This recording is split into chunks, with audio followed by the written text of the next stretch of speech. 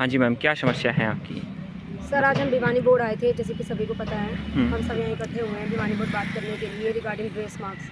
तो जैसे कि हम चेयरमैन से मिले और उससे बात हुई तो उन्होंने ग्रेस मार्क्स को नाम दिया पहली बात तो मॉडरेशन का। वो ये कह रहे हैं कि हमने 120 का जो फॉर्मूला लगाया है मार्क्स का ये मॉडरेशन है।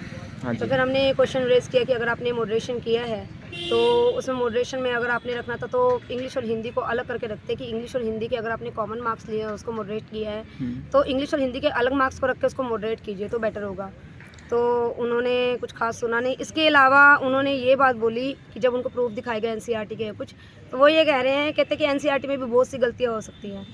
तो मैं ये जानना चाहती हूँ कि अगर हम एनसीईआरटी बेस्ड ही हमें बताया जाता है, सिलेबस पढ़िए, सब कुछ दिया जाता है और अगर एनसीईआरटी में ही गलतियाँ हैं तो हम पढ़ेंगे क्या? इतने सारे स्टूडेंट्स होते हैं एनसीईआरटी के भरोसे जाते हैं, अगर एनसीईआरटी में मिस्टेक है then where we go. Moreover this they told us illiterate also, this word also he has used कि हाँ आप लोगों का क्लियर ही नहीं हो जाता। फॉर हिज काइंड इन्फॉर्मेशन हमने अच्छे से स्कोर किया है, 70 अबव हमारे 120 के अकॉर्डिंग है और इस अकॉर्डिंग अगर हमारे इतने मार्क्स है then that means we are eligible to do that. और जो नॉन एलिजिबल है, जो नॉन डिजर्विंग कैंडिडेट है, वो घर बैठे बैठे उनको 18 और 12 मार्क्स मिल रहे हैं और वो एलिजिबल हैं, they are eligible for that. अगर वो साइंस स्टूडेंट एक फॉर एग्जांपल अगर साइंस में वो गेन कर रहा है और साइकोलॉजी और इंग्लिश हिंदी के जो ऑलरेडी इन्होंने मॉडरेट के नाम पर जो ग्रेस मार्क्स दिए हैं उस अकॉर्डिंग अगर दिया जाए तो मार्क्स वो तो ऑटोमेटिकली वो कर लेगा, परफॉर्म कर लेगा। उसमें इंग्लिश हिंदी में तो उसने परफॉर्म किया नहीं, साइंस में उसने परफॉर्म कर लिया या अदर सब्जेक्ट में कर लिया। लेकिन मैम जो सब्जेक्ट है, विषय है, जो कि 60 नंबर का आता है, उसका कंपेयर भाषा से करना कितना सही लगता है आपको? बिल्कुल भी सही नहीं है sir. Language is different thing. जो इंग्लिश और हिंदी लैंग्वेज दी जाती है, बताइए हर एक पेपर में इंग्लिश और हिंदी लैंग्वेज अलग होती है, उसका अलग ही अपना स्पेस होता है। और ये तो कह रहे हैं कि इंग्लिश हिंदी को हमने हटा के 120 में से मार्क्स दिए और 30% का भी फिर हमने मॉडरेट कर दिया। और सिस्टम बिल्कुल भी समझ में नहीं आया, टोटली लॉजिकल है। और जब हम बात करने आ जाए हैं बोर्ड में तो इन्होंने कोई सही ढंग से बात नहीं की and clearly they are showing that go to government, सरकार से जाके बात करो, हमसे बात करने की ज़रूरत नहीं। नाम है ऋषिकेश।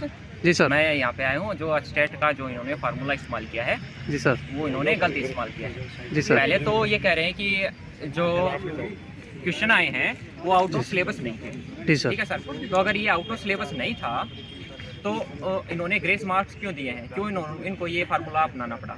जी सर। अगर ये फार्मूला अपना भी रहे हैं तो इन्होंने भी इसमें भी काफ़ी दिक्कत है। जैसे कि इन्होंने जो 120 नंबर के जो क्वेश्चन थे उनका कंपेयर कर दिया भाषा के साथ में, जो कि नहीं हो सकता। जैसे कि क्या भाषा के साथ कंपेयर करना ठीक है सब्जेक्टिव? नहीं सर, क्योंकि जो अनईपी 2020 है उसमें क्लियर लिखा गया है कि कोई बच्चा हिंदी में अच्छा है तो ज़रूर नहीं कि इंग्लिश में भी अच्छा हो, उसमें कमज़ोर भी हो सकता है और उससे ज़्यादा भी अच्छा हो सकता है।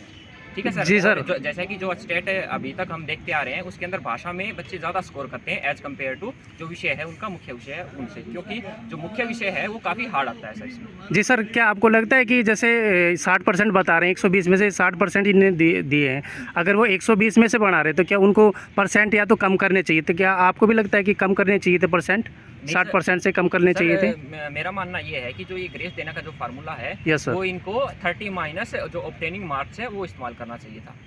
जी सर। जी सर। क्योंकि जो 30 के 30 क्वेश्चन है ना वो आउट ऑफ सिलेबस ही कहेंगे हम उनको। वो तो ये कह रहे हैं कि 360 कवर नहीं किया है लेकिन सिलेबस के अंदर से है, जो कि गलत बातें हैं सर। जी सर, बिल्कुल बिल्कुल। क्या आपका यही कहने का भाव है कि अगर एक बच्चा है वो हिंदी इंग्लिश में अच्छा स्कोर कर रहा है लेकिन अगर वो किसी कारणवश नहीं कर पाया अब की बार आउट ऑफ सिलेबस से, लेकिन अब की बार वो कर सकता है? हाँ जी सर। लेकिन इन्होंने वो फार्मूला की वजह से वो बच्चा को स्कोर नहीं कर पाया है। हाँ जी सर। जैसे कि जो पेडागोजी है उसके अंदर मेरे 26 से 27 नंबर हैं सीटेट में। Yes sir. ठीक है, लेकिन अभी जो स्टेट की हिंदी और इंग्लिश है उसमें मिले हैं मुझे 18 नंबर सर। जी सर, आपका कहने का अर्थ यही है कि आप जो ये है हिंदी इंग्लिश का जो सेक्शन दिया गया है उनमें 15-15 जो है ये स्कोरिंग मार्क है, सभी का यही कहना है। क्या आप इसे यही कहना चाहते हैं ना सर? हाँ जी सर। जी ठीक है सर। और सर एक बात ये भी, जी सर, इनका जो बात करने का तरीका था वो हमें बिल्कुल भी पसंद नहीं आया। इन्होंने कहा कि हमारे एक्सपर्ट बैठे हुए हैं। जी सर। दूसरा, अगर आप डिजर्विंग कैंडिडेट होते तो आप पास हो जाते। जी सर। अगर वो इतने एक्सपर्ट बैठे हुए हैं, अभी फाइनल की आ चुकी है, ठीक है, अभी जो इस वीडियो के अंदर ही हम ऐड करवा देंगे कि क्या क्या हमारे पास प्रूफ है जिनके आंसर अभी भी गलत है सर। जी सर, क्या चेयरमैन ने आश्वासन ऐसा दिया गया कि हम ठीक करवाएंगे या फिर? नहीं सर, उन्होंने कुछ तो हमारे क्वेश्चनों के जवाब दिए।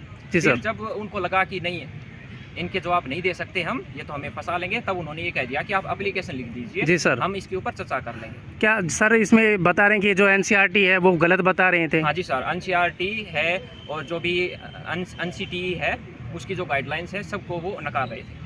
ये तो सर गलत है। हाँ जी, ये बने हुए हैं संपर्क अपने आप में ही सब कुछ।